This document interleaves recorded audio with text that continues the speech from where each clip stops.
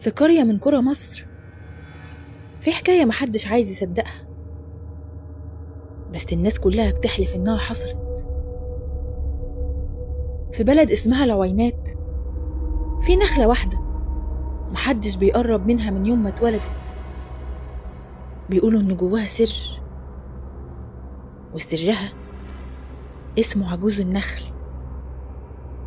وكل اللي قرب منها صابته اللعنة. اسمي سامي، عندي 38 سنة.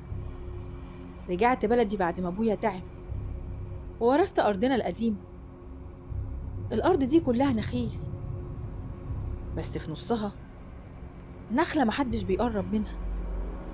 أبويا كان دايما يقولي دي مش نخلة يا ولدي، دي لعنة متجسدة، سيبها في حالها. لكن لما جالي عرض من مستثمر يبني مشروع سياحي في الأرض قررت أقطعها. مجرد نخلة، قلت كده لنفسي،